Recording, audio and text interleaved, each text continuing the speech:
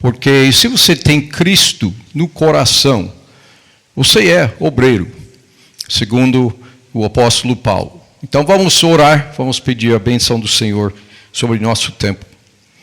Peço, Pai, que o Senhor abra os nossos corações, que o Senhor também abra as nossas mentes, que através desses 4 versículos possamos ver aplicações em nossas vidas, maneiras de responder melhor ao Senhor, maneiras de ser mais transformados pelo Espírito, maneiras de ser mais obedientes. Ajude-me, Pai, a comunicar, ajude-me a destacar aquilo que o apóstolo Paulo quis destacar nessas palavras. Obrigado, Pai, pela oportunidade de abrir a palavra juntos e de ter o Teu Espírito trabalhando em nós. Também pedimos bênção sobre nosso tempo de ceia depois, em nome de Jesus. Amém. Filipenses 4, 10 a 13. Eu vou ler o texto com vocês. Alegrei-me sobremaneira no Senhor, porque agora, uma vez mais, renovastes a meu favor o vosso cuidado, o qual também já tinhais antes, mas vos faltava oportunidade. Digo isto não por causa da pobreza, porque aprendi a viver contente em toda e qualquer situação. Tanto sei estar humilhado, como também ser honrado. De tudo e em todas as circunstâncias já tenho experiência, tanto de fartura como de fome, assim de abundância como de escassez. Tudo posso naquele que me fortalece. Há um personagem no livro, no Novo Testamento, chamado Epafrodito. Epafrodito era convertido na cidade de Filipos. Ele frequentava a igreja dos filipenses. Ele foi enviado 1.700 quilômetros de navio de Filipos para Roma para achar o apóstolo Paulo. Por que ele viajou assim? Porque ele estava encarregado de dinheiro. E esse dinheiro era destinado ao apóstolo Paulo, para sustentar o apóstolo na prisão. Ele estava realmente numa prisão de casa. E quando Epafrodito achou Paulo e passou este grande presente para ele, ele admirou, porque o apóstolo respondeu com mais preocupação dos irmãos de Filipos do que com o próprio presente. Este espírito, vamos ver nesses versículos. Acho que ele ficou tão agradecido, né, pelo presente, que ele escreveu esta epístola e colocou nas mãos de Epafrodito, uma vez curado da sua doença, e acho que ele voltou com esta epístola para a igreja. Então, deixe-me colocar uma proposição aqui, nesses 4 versículos. Podemos aprender 3 lições quanto ao nosso sustento material nesta vida. Todos nós, não só o pastor. Esta mensagem não é só para mim, para pastor Norival, pastor Wilson, não só para o Odir e Cíntia, missionários. É para todos nós, porque todos nós somos sustentados pelo Senhor. E aquele sustento vem do onisciente Deus do universo. Então devemos adotar certas perspectivas aqui. Devemos aprender desta passagem como proceder, visto nosso sustento nesta vida. A primeira lição: nosso contentamento não deve depender do nosso bem-estar financeiro. É o primeiro ponto que devemos absorver aqui. Que nossa situação financeira não deve determinar nosso contentamento diante do Senhor. Eu vou colocar alguns subpontos aqui para reforçar isso. Nosso contentamento deve depender de bons relacionamentos entre irmãos. De repente eu estou mudando o assunto aqui. Não é mais dinheiro. Agora é comunhão. A comunhão em Cristo deve nos dar contentamento. Muito mais do que uma conta corrente cheia. Ele diz nesse primeiro versículo, repetindo, alegrei-me sobremaneira no Senhor, porque agora, uma vez mais, renovaste a meu favor o vosso cuidado. Ele estava alegre, não por receber dinheiro, mas por perceber o amor desses irmãos em Filipos. Alegrei-me sobremaneira. E esta alegria dependeu não da sua situação econômica, mas do amor mostrado para ele. Por que ficamos emocionados com estas telenotícias sobre Rio Grande do Sul, vendo no meio de grande tribulação muitos recursos entrando para ajudar? Podemos perceber muitas igrejas evangélicas ajudando. E às vezes assistimos tudo isso com lágrimas. Por quê? Porque o amor está envolvido. Não é o dinheiro. É aquele elo que temos com a humanidade para ajudar com nossos recursos. E vendo obediência naquela área traz contentamento, traz alegria em nossos corações. Quanto mais a participação daquele ato de compartilhar nossos recursos. Paulo sentiu esta alegria. Também, nosso contentamento deve nos motivar a sempre pensarmos o melhor dos nossos irmãos. Paulo enfrentou uma situação aqui meio complicada. Ele diz o seguinte, essas são as palavras dele, o qual também já tinham antes esta preocupação, mas vos faltava oportunidade. Ele está recebendo agora, mas dizendo, eu sei que sempre vocês tiveram este amor, só que faltou oportunidade de expressar o amor. É realmente uma maneira muito suave de receber um donativo assim que demorou por anos. E demorou por quê? Porque, olha, você já pensou em achar este apóstolo? Encontrá-lo para passar uma oferta para ele? Era complicado. Ele ficou preso em 2 lugares diferentes. 3 realmente, incluindo Jerusalém, Cesareia e agora Roma. Ele ficou num barco por quanto tempo, né? Naufragio lá em Melita, até que enfim chegando. Então seria difícil achá-lo. Seria difícil encontrá-lo para passar o donativo da igreja para ele. Então ele admite, olha, foi difícil vocês me achar para mostrar este amor. O verbo que ele usa aqui, quando ele fala, né? Ele diz, já tinhas antes, mas vos faltava oportunidade. Ele está falando em termos de voltar, de preocupação. E o verbo é de reflorescer. É como realmente uma planta que quase está morrendo. Temos muita experiência com isso em casa, né? Nossas plantas, não temos esse dom, né? Em inglês a gente chama isso de polegar verde. Né? Quem tem polegar verde tem esse jeito de cuidar e ver grande crescimento nas plantas em casa. Não temos isso. Tá? Temos mais o ato de chamar o jardineiro para tentar recuperar os danos, né? Mas, então, temos aqui uma palavra ligada com a botania, né? Aquele que tem uma planta quase morrendo e ele vai cuidando, podando e, de repente, refloresce. É isso que Paulo está vendo nos Filipenses. O amor reflorescendo, porque agora eles têm oportunidade de contribuir para ele. O que inibiu eles foi pobreza, pode ser. Foi distância de Paulo deles, Perseguição não sabemos. Possivelmente eles faltaram recursos.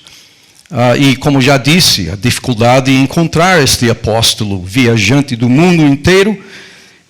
Mas Paulo valorizou muito a preocupação dos irmãos que não morreu, que ficou vivo. E viva ao ponto de reflorescer neste momento de doar mais uma vez para o ministério dele. A reação dele poderia ter sido diferente, ele poderia mostrar ciúmes, né? Ciúmes porque, sem dúvida, a igreja estava sustentando outros obreiros. Mas ele não mostrou ciúmes, não mostrou nenhuma amargura, ele mostrou amor e agradecimento por este ato de generosidade. E nós? Nós deixamos que a falta de dinheiro gere ciúmes em nós? Ficamos nos comparando com os outros irmãos? Ou com os vizinhos, ainda pior? Porque lá na vizinhança há praticamente uma concorrência, né? Pessoas querendo mostrar mais status do que você. Não fique preso nisso. Não devemos ficar com amargura no coração quando o outro está prosperando melhor que nós. E não devemos ficar com aquela ira no coração quando alguém que nos deve dinheiro não está pagando. É impossível ter contentamento assim. Está entendendo que tudo depende da nossa perspectiva. E esta perspectiva é bem maior do que a questão financeira. A perspectiva tem a ver com os irmãos, com a comunhão, com o privilégio que temos de ter bons relacionamentos um com o outro. E não devemos deixar que as finanças entrem e causem problemas nesta área. Nosso contentamento deve nos motivar a sempre pensarmos o melhor dos nossos irmãos. Também nossa própria linguagem deve mostrar contentamento nesta área. Paulo diz o seguinte: digo isto, não por causa da pobreza, porque aprendi a viver contente em toda e qualquer situação. Ele nem queria mencionar suas necessidades para os filipenses, para não refrear seu contentamento. Ou para não deixar a impressão que ele não estava contente. Então ele falou só para estimular os irmãos, para mostrar a gratidão que ele sentiu e para promover a comunhão entre ele e a igreja que ele plantou. Então nossas palavras refletem o nosso coração. Podemos entender o que está por dentro, ouvindo palavras saindo da boca. Quem fala muito das suas necessidades materiais, provavelmente não está contente. Podemos medir isso. Podemos nos medir. E eu faço isso de vez em quando, percebendo que, meus hábitos estão mostrando uma preocupação que não deve existir. Eu não sou contento com aquilo que o Senhor está fazendo na minha vida. Eu não acho suficiente aquilo que Ele está fazendo. Então, por que eu estou me queixando? Né, do meu carro. Irmãos, eu não faço isso mais. Porque o Senhor nos deu, né, um bom carro. Eu tenho 17 anos, mas é bom. O Senhor nos deu um bom lugar para viver, para morar. O Senhor nos deu um plano muito bom, graças a Deus, né? Mas se queixar sobre essas coisas só mostra seu coração. Nossas palavras devem mostrar nosso contentamento com a providência do nosso Salvador. A segunda lição. Devemos aprender a lidar com várias circunstâncias na vontade de Deus. E devemos admitir que nossas circunstâncias são filtradas pela vontade dEle. Você segue o Senhor Jesus Cristo? Então Ele está trabalhando na sua vida. Não há nada por acaso na vida do crente. Ou é para nos instruir, ou às vezes para nos disciplinar, ou para nos amadurecer, para ser mais úteis diante dele. Então devemos aprender a lidar com nossas vidas, nossas circunstâncias.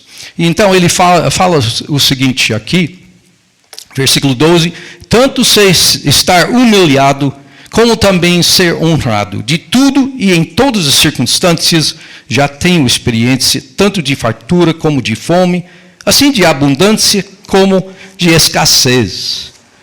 E acho que temos de seguir o modelo dele. Devemos modificar nosso estilo de vida dependendo das circunstâncias. Durante épocas humildes, devemos viver mais humildes. Paulo tinha recursos antes de se converter. Ele se converteu milagrosamente no caminho para Damasco. Mas ele tinha dinheiro antes disso. Ele tinha servos, ele tinha uma equipe com ele, perseguindo cristãos, viajando até. Mas depois de conhecer o Senhor Jesus Cristo, ele ficou dependente da igreja, do Senhor, para sobreviver. Ele tinha menos recursos depois de se converter, porque era a vontade do Senhor. Possivelmente ele quis que Paulo modelasse Jesus Cristo. Cristo tinha recursos infinitos no céu. Quando ele veio para a terra, ele se esvaziou desses recursos. Ele ficou um homem pobre. Não teve casa, não tinha realmente recursos que ele poderia distribuir e compartilhar. Ele dependeu de várias pessoas. Muitas mulheres contribuíram para o ministério dele. Então, este texto mostra, em boas palavras, o que aconteceu na vida dele. Pois ele, subsistindo em forma de Deus, não julgou como usurpação a ser igual a Deus. Antes, a si mesmo se esvaziou, assumindo a forma de servo, tornando-se em semelhança de homens e reconhecido em figura humana, a si mesmo se humilhou ainda mais, tornando-se obediente à morte e ainda mais morte de cruz. Nós devemos mostrar esta mesma perspectiva, porque ele inicia esta passagem dizendo: tende em vós o mesmo sentimento que houve também em Cristo Jesus. Devemos ser prontos para sacrificar tudo. Realmente ele nos chama para sacrificar tudo, para apresentar nossas vidas como sacrifício vivo, santo e agradável a Deus. Durante épocas de prosperidade, que são bem mais raras, devemos ser bons mordomos. Parece que Paulo não desperdiçava seus recursos enquanto ele serviu ao Senhor. E às vezes ele recebeu doações grandes. Mas o que ele fez? Ele era um bom mordomo. Sabe essa passagem interessante no final da vida dele? Ele está na prisão, vai ser executado, quem sabe, amanhã. Mas ele fala com Timóteo: quando vieres, traze a capa que deixei em Trode, em casa de Carpo, bem como os livros, especialmente os pergaminhos. Para o missionário, essas pessoas como Carpos são de valor infinito. Porque temos coisas. Não podemos levar tudo conosco em todo lugar. Temos coisas nos Estados Unidos, temos coisas aqui. Então, esse Carpos estava guardando não só uma capa, mas manuscritos, provavelmente do Antigo Testamento, para Paulo. Ele estava deixando coisas em certos lugares, chamando pessoas para trazer. Ele não estava saindo na rua para comprar um Velho Testamento novinho, de manuscritos. Ele estava sendo um bom mordomo. Então, quais são nossos hábitos? Nas épocas humildes, sabemos manter nosso estilo preferido de vida e entramos em dúvida, estamos fazendo isso. Para não abandonar meu estilo de vida, eu vou ter de fazer um empréstimo. Isso não é muito lógico, irmãos. É de modificar sua vida para encaixar com o sustento que o Senhor está lhe dando.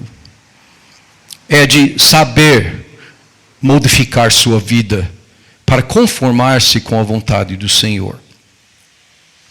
E quando tem uma abundância,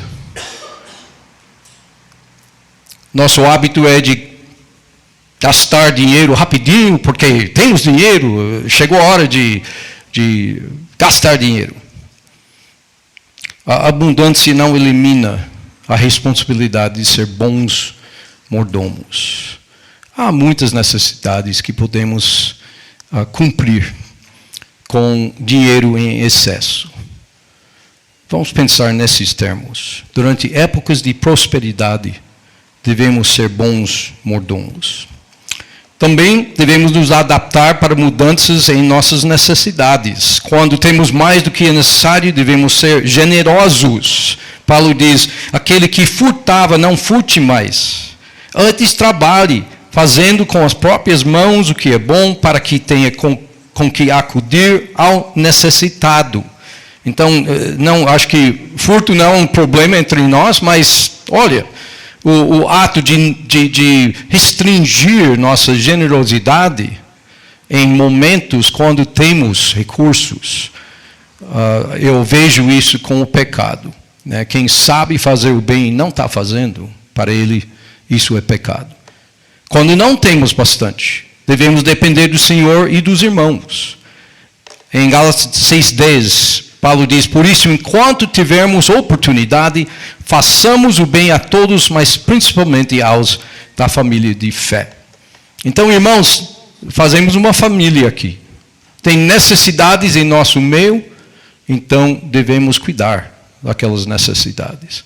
Acho que a igreja está fazendo isto, mas acho que sempre podemos melhorar nosso serviço para os necessitados em nosso meio.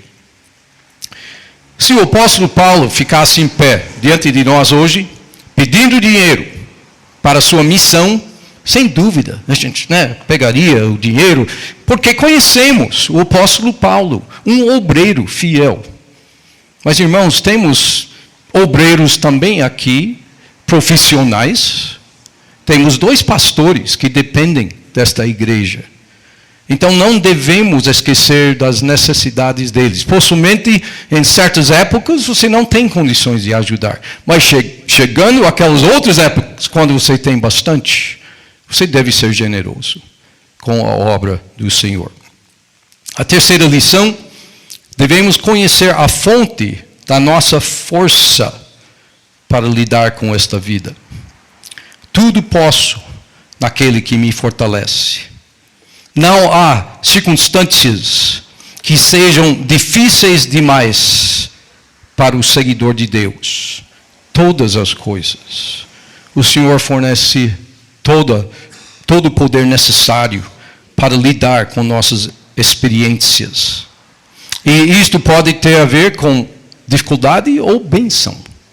Ele vai nos dar toda a força para lidar com esta vida. Claro que Paulo não era onipotente. Ele não poderia fazer todas as coisas. Mas ele tinha força para passar aflições, para passar bênçãos na vida que o Senhor tinha mandado para ele cumprir. Todas as coisas, tudo posso naquele que me fortalece. Agora, devemos lembrar, não há força maior de que aquela que nosso Senhor fornece. Não estamos falando aqui de fazer curas, tá bom? Não estamos falando aqui de ter grande prosperidade, de fazer milagres. Acho que muitos que colocam esta etiqueta no para-choque estão pensando naqueles termos. Mas o Senhor nos dá força para lidar com qualquer dificuldade que enfrentamos. Esta força é direto do Senhor. Temos força para passar tribulações com a perspectiva correta. Paulo não seguiu um caminho de autossuficiência.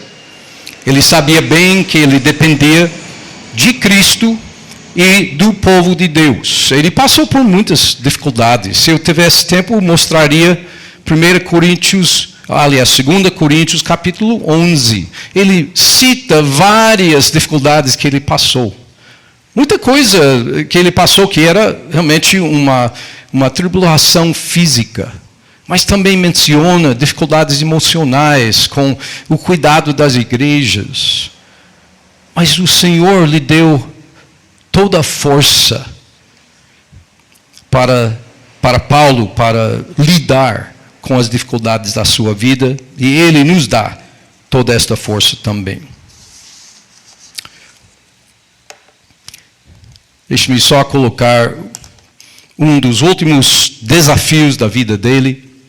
Ele diz, para que me não ensoberbecesse com a grandeza das revelações, foi-me posto um espinho na carne, mensageiro de Satanás, para me esbofetear, a fim de que não me exalte por causa disso. 3 vezes pedi ao Senhor que o afastasse de mim. Então ele me disse, a minha graça te basta, porque o poder se aperfeiçoa na fraqueza. De boa vontade, pois, mas me gloriarei nas fraquezas, para que sobre mim repouse o poder de Cristo. Pelo que sinto prazer nas fraquezas, nas injúrias, nas necessidades, nas perseguições, nas angústias, por amor de Cristo, porque quando sou fraco, então é que sou forte. Está percebendo que nossas vidas podem mostrar o poder de Cristo, especialmente quando enfrentamos aflições, quando enfrentamos necessidades. Como ele colocou, injúrias, né? Quando enfrentamos fraquezas. O que importa é nosso espírito de contentamento com a vida que o Senhor nos deu. Nosso contentamento com os recursos que o Senhor está nos dando. Nosso contentamento com nosso Salvador.